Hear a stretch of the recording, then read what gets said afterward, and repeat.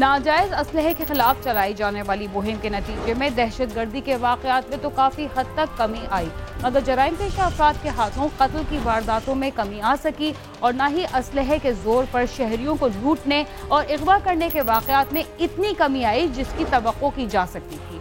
नाजायज असलहे में इससे भी इजाफा हुआ है कि अब असलहे को कोई खतरनाक चीज नहीं समझा जाता, बल्कि उसे शौकिया तौर पर अपने पास रखना और उसकी नुमाइश करना एक फैशन बनता जा रहा है। चंद माह के दौरान ऐसे कई केसेस हमारे सामने आए हैं जिनसे पता चलता है कि कम उम्र लड़के टिकटॉक के शौक में वीडियोस बनाने के दौरान न सिर्फ अपनी जान से गए बल्कि उन्होंने दूसरों की जिंदगी को भी नुकसान पहुंचाया। चंद दिन कबल पंजाब के इलाके दुनियापुर के एक नौजवान ने अपने पिस्तौल के साथ वीडियो बनाकर सोशल मीडिया पर अपलोड की तो पुलिस ने उसे गिरफ्तार कर लिया। लेकिन इससे कबल लाहौर का एक कम उम्र लड़का इस शौक की वजह से न सिर्फ अपनी जान से हाथ धो बैठा बल्कि उसका दोस्त भी शदीद जख्मी हो गया। अफसोस की बात तो यह है कि नौजवान के वालिदैन इस बात से बेखबर थे कि उसके पास पिस्तौल कहां से आया था। हमारे ख्याल में सिर्फ पुलिस ही नाजायज असलहे पर काबू नहीं पा सकती, बल्कि उन अफराद को भी पुलिस से ताउन करने की जरूरत है जो किसी के पास रखे नाजायज असलहे के बारे में जानते हों। उनका ये भी फर्ज बनता है कि अगर उनके बच्चे या कोई करीबी अजीज के पास असलहा मौजूद है तो उससे ये सवाल जरूर पूछें कि इस खतरनाक चीज को अपने पास रखने की जरूरत क्यों पेश आई।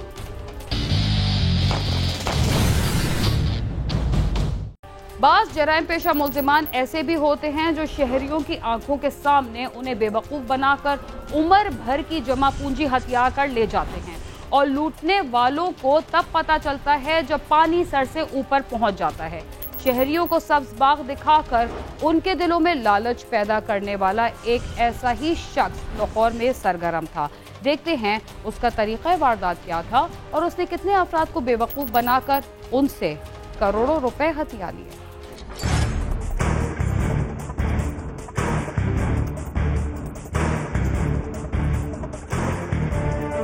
लखपत पुलिस को दर्जनों अफराद की तरफ से दरखास्तें मसूल हुई कि इलाके के रहायशी एक शख्स अकरम उर्फ टोका ने उनसे करोड़ों रुपए हथिया लिए हैं, जिस पर पुलिस ने मुलजम के खिलाफ मुकदमा दर्ज करके तफ्तीश शुरू कर दी, मगर अकरम टोका पुलिस की गिरफ्त में न आया और कई मुकदमात में इश्तिहारी हो गया।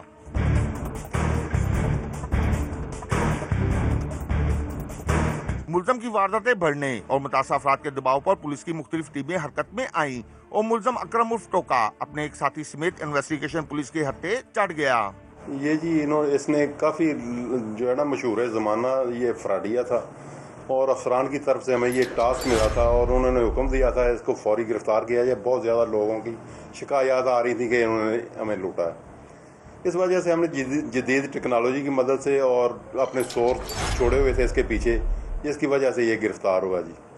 तो जब गिरफ्तार हुआ तो इसने काफ़ी वारदात लोगों को लूटने का इंकशाफ किया। मुख्तलिफ लोगों पर एतबार कायम करने के लिए खुद इंसान को अच्छा बनकर दिखाना पड़ता है। इसी बात को मद्देनजर रखते हुए मुलजिम ने पहले अपने आसपास के लोगों पर अपना एतबार कायम किया और कारोबार को इस अंदाज से चलाया कि हर कोई उसके जाल में फंसता चला गया। आइए देखते हैं कि जराइम की बड़ी वारदातों से कबल वो किस कारोबार से जुड़ा हुआ था।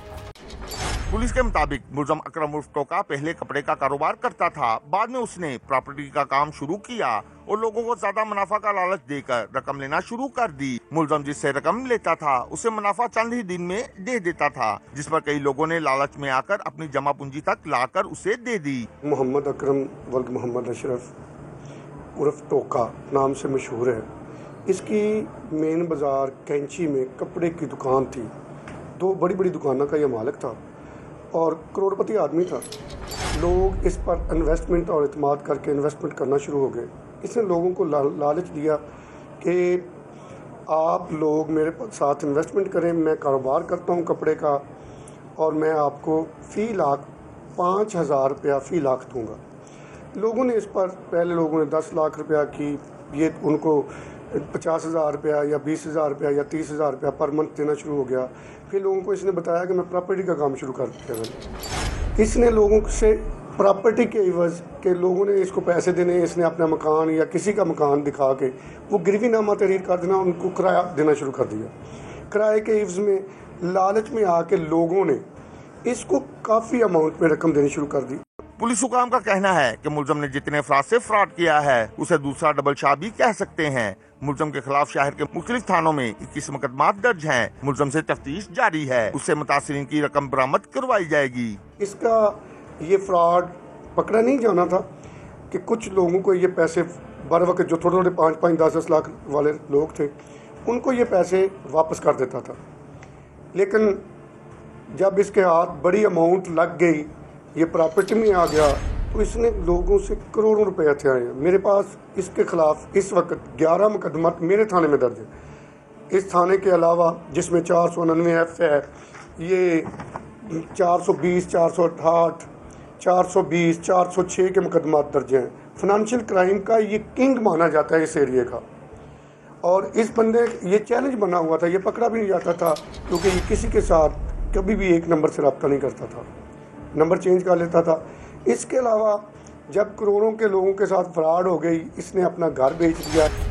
जब तवक्को और ज़रूरत से ज़्यादा मुनाफा मिलने लगे तो सरमायाकारी करने वाले ये सवाल नहीं करते कि इस कारोबार के पीछे कौन है, उन्हें तो बस मुनाफा चाहिए होता है। मगर ऐसा मुकाम भी आता है जब धोखाधड़ी के पर्दों में छुपा कारोबार सामने आ जाता है और मुनाफे के साथ असल रकम भी डूब जाती है। देखते हैं अकरम टोका के हाथों लूटने वाले अफराद का क्या कहना है और वो कैसे उसके झांसे में आए। अकरम उर्फ टोका की गिरफ्तारी की खबर सुनकर मुतासरा शहरी थाने में जमा हो गए और उन्होंने अपने पैसों का तकाजा शुरू कर दिया। अब जैसे ही लोगों को पता चला कि थाना कोट लखपत में ये बंदा गिरफ्तार है, तो धड़ाधड़ लोग धाड़े मारते हुए हमारे पास आ रहे हैं। और अब हमें ये पता चला तकरीबन 70-75 करोड़ रुपए का इसने फ्रॉड किया। ये लोगों को प्रॉफिट देता था, लोगों के साथ सूद पे काम करता था। और अब ये इस कदर मशहूर हो गया था कि टोका नाम एक ब्रांड समझा जाता था। हर बंदे की ख्वाहिश थी कि मैं अकरम टोका के साथ इन्वेस्टमेंट करूं और पैसे बनाऊं। शहरियों का कहना है कि अकरम टोका ने उन्हें आम रूटीन से हटकर मुनाफा दिया, जिस पर वो लालच में आ गए थे। अब उसकी जान को और अपनी बेवकूफ़ी पर रो रहे हैं। 6.5 लाख रुपया लिया, घर गिरवी लिया था इससे, 1.5 साल उसमें रहे हैं। उसके बाद वो कह रहा कि आपके पैसे 30 जनवरी को वापस कर देंगे। पैसे वापस नहीं किए।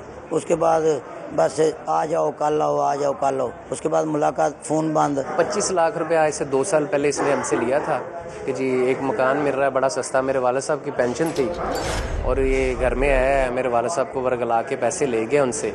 तो बाद में जब मैंने तस्दीक करना चाहिए जी कौन सा मकान है, मुझे भी दिखाओ और स्टाम्प दो, टाल मटोल करता रहा। हमें पहले इसकी मालूमात मिल गई थी कि बहुत बड़ा फ्रॉडिया है। प्रॉपर्टियाँ भाइयों के नाम लगाई हुई, बहनोइयों के नाम लगाई हुई हैं, ठीक है। लोगों कहते हैं मेरे पास कोई चीज़ नहीं है, भाग जाए, कुछ नहीं है। जाते हैं तो बनाया हुआ था उन्होंने डेरा, वहाँ पे जनाब इन्होंने बंदे 4 गनमैन रखे हुए थे। जो जाता था बड़े आदमी को आगे से पिस्टल दिखाते, चल दौड़ जा, भाग जा, ऐसे काम करते रहे ये बंदा। मुलजम अकरम उर्फ टोका का कहना है कि उसने शहरियों से प्रॉपर्टी समेत मुख्तलिफ कारोबार में रकम लगाकर ज्यादा मुनाफा देने का झांसा देकर रकम ली थी। दुकान थी मेरी कपड़े की दुकान है हमारी बड़ी मशहूर। तो उसके बाद मैं ये हमारे कदीमी काम है कपड़े का। उसके बाद फिर मैं प्रॉपर्टी काम शुरू कर लिया। उसमें ना प्रॉपर्टी काम में मैंने ना लोगों से पैसे पकड़ने शुरू कर दिए प्रॉफिट में। तो जिनके ये फिक्स किया हुआ था मैंने 1 लाख मगर 5,000 रुपये देना। तो कुछ लोगों के गिरवी मकान मैंने दिए हुए थे उनकी रजामंदी के साथ, ठीक है। तो वो अब 10-12 लोग वो बनते हैं, 15 से 20 लोग हैं जिनको मैं प्रॉफिट देता हूँ। मुतासिरीन ने हुकूमत से मुतालबा किया है कि उनकी दादरसी की जाए, मुलजम से उनकी लूटी गई रकम बरामद करवाई जाए और उसके साथ जो लोग इस धोखाधड़ी में मुलविस हैं उनके खिलाफ भी कार्रवाई की जाए। कैमरामैन मोहम्मद अरशद के साथ आमिर शहजाद, समा, लाहौर।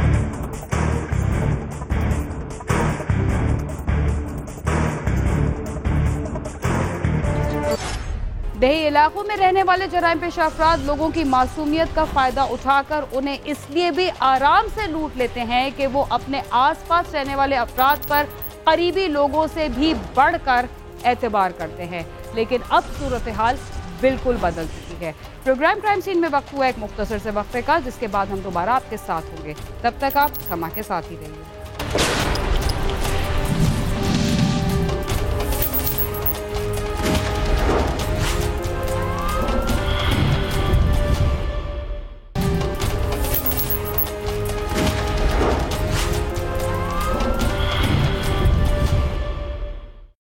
क्राइम सीन में एक बार फिर खुशामदीद। जिंदगी में किसी शख्स ने जहां भी झूठी अना से काम लिया, उससे या तो खानदान के खानदान तबाह हुए या खुद अना परस्ती का मरीज बनकर मुसीबतों में घिर गया। थाना रवाद की पुलिस ने 6 माह कबल भतीजे को कत्ल करके फरार होने वाले इश्तिहारी मुलजिम को गिरफ्तार किया है, जिसने महज अना परस्ती की वजह से अपने भतीजे को कत्ल कर दिया था। आइए हम आपको बताते हैं ये वाकया कैसे पेश आया।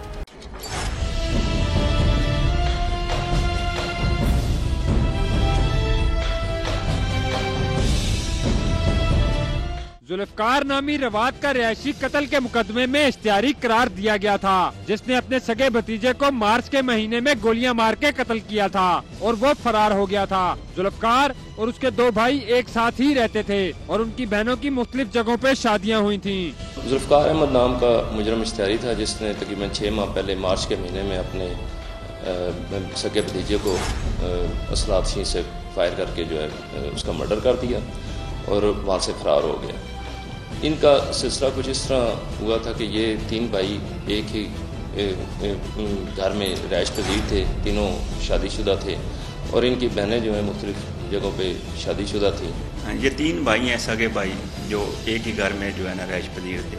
इन तीनों की फैमिलियाँ भी यहीं रहती थी। तो ये इनकी एक बहन है, आयशा नाम था उसका, वो रूठ के इधर आई हुई थी इन्हीं के पास। अरसा 1 साल से वो रूठी हुई थी।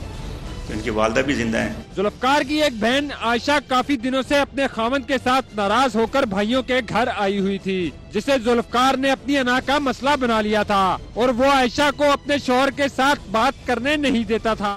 ये सिर्फ वाहिद जुल्फकार ही था जो आयशा को घर नहीं जाने दे रहा था। आयशा 1 साल से जो है यहाँ पे रह रही थी और उसकी 5 साल कबल शादी हुई थी। पहले 3-4 साल उसकी वहाँ पे अपने घर में रही वो।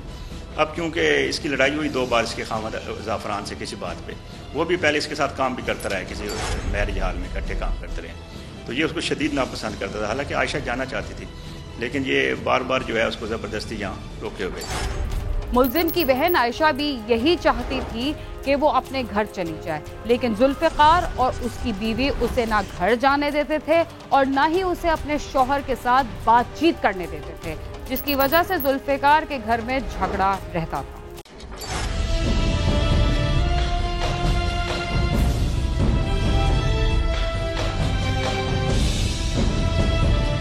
आयशा के शौहर ने भी कई मरतबा कोशिश की और राब्ता किया कि वो अपनी बीवी को अपने घर ले जाए, लेकिन जुल्फकार और उसकी बीवी ये नहीं चाहते थे कि वो अपने शौहर के साथ जाए। जो ये मुजरम इश्तिहारी है जुल्फकार, इसने इसको अपनी अना का मसला बना लिया था कि मैं अपनी बहन किसी सूरत में भी वापस नहीं भेजूँ। इनकी जो बहन है ना, वो 1 साल से नाराज होकर हमारे घर आई हुई थी और वो अपने घर जाना चाहती थी। ये दोनों भाई उसे भेजना चाहते थे, माँ भेजना चाहती थी, यानी कि हमारी फैमिली के सारे लोग उसे भेजना चाहते थे। ये बंदा जुल्फकार अहमद नहीं भेजना चाहता था उसे, और इसने कहा है कि कोई बंदा फोन पे उसकी बात ना करवाए। जुल्फकार ने आयशा के शौहर ज़ाफ़रान के घर आने पर भी पाबंदी लगा दी थी और तमाम घर वालों को भी मना किया था कि ना ही कोई उससे फोन पर बात करेगा और ना ही उसकी बात कराएगा। उसका जो बड़ा भाई है निसार, उसकी कोशिश थी कि ये अपना वापस जो है अपने खामन के साथ जाए। जुल्फकार ने बड़ी सख्ती से मना किया हुआ था कि ना ही वो शख्स इधर आ सकता है और ना ही वो इससे कोई टेलीफोन पे बात करेगा। वालदा ने कहा है इनको, कि वालदा ने कहा है कि आप किसी तरह कोई कोशिश करो कि मैं अपनी बेटी को अपने घर भेजूं। 2 बच्चे थे उसके, वो जाना चाह रही थी, सारी फैमिली वाले भेजना चाह रहे थे। वो उसने बहुत ही बंदे भेजे हैं कि मेरी बीवी भेजें, लेकिन ये नहीं भेजना चाह रहा। एक रोज आयशा के शौहर का फोन आया और वो उससे बात कर रही थी। जुल्फकार अपने भाई से उलझ पड़ा कि उसने आयशा की उसके शौहर से बात क्यों करवाई।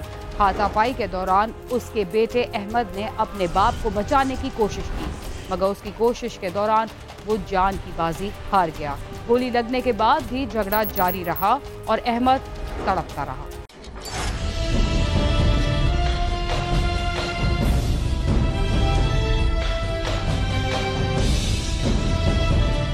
ज़ाफ़रान ने उस रोज अहमद के बाप के मोबाइल पर फोन किया और आयशा से बात कराने का कहा। अहमद के बाप ने वो मोबाइल अपनी बेटी को दिया कि ये आयशा को दे दे। अहमद का बाप और उसकी माँ भी चाहते थे कि आयशा अपने घर अपने शौहर के पास चली जाए। जुल्फकार के भाई ने जब आयशा की बात कराई तो जुल्फकार ने ये सब देख लिया। ये जो इसका भतीजा है मुजरम इश्तिहारी का, जुल्फकार का, अहमद नाम का, इसने कहीं उसकी बात करवा दी अपने खामद के साथ, जिस पर यह सीखा हो गया। इसी दौरान इनकी आपस में तू तकरार शुरू होगी, जो इसी दौरान जो बढ़ के इस नौबत तक पहुंच गई कि इसने जुल्फ़कार ने अपने सगे भतीजे को, जो कि 4 बहनों का इकलौता भाई और अपने माँ बाप का औलाद नरीना में एक ही वाहिद बेटा था, उसको हलाक कर दिया। इनका आपस में झगड़ा हो गया तो इसने उसको थप्पड़ वगैरह मारे जुल्फ़कार ने। तो इसी दौरान जो है इसका भतीजा अहमद वो बीच में आ गया। उसने कहा कि हमारी फुफ्फो को क्यों आप इस पर तशद्दुद कर रहे हैं। इन दो आपस में जो है लेडीज़ की भी जेंट्स की तमाम की लड़ाई शुरू हो गई। इसी लड़ाई के दौरान जो है ये अपने कमरे में गया, वहाँ से अपना पिस्टल लेके आया। इसने जो है सीधा फायर मारा अपने सगे भतीजे को, जिसकी मौके पर डेथ होगी, और इसके जो दूसरा भाई था उसको इसने शदीद ज़ख्मी कर दिया। जिसके बाद ये यहाँ से मफरूर हो गया। आशा का जो खामद है ज़फ़रान, उसने कॉल की मुझसे, कॉल करके वो उसने कहा कि मेरी बीवी से बात करो। मैंने वो बेटी थी उसको आवाज़ दी, मैंने बोला ईशा मोबाइल ले जाओ, फुफ्फो से बात करवाओ, दादी से बात करवाओ। वो मोबाइल लेके चली गई। इसकी जुल्फ़कार की जो बेगम है वो उधर अपने घर में बरामदे में थी। उसने कहा है कि जुल्फ़कार को कि वो किसी से बात कर रही है, ये नहीं पता किस से बात कर रही है, निसार के मोबाइल से बात कर रही है।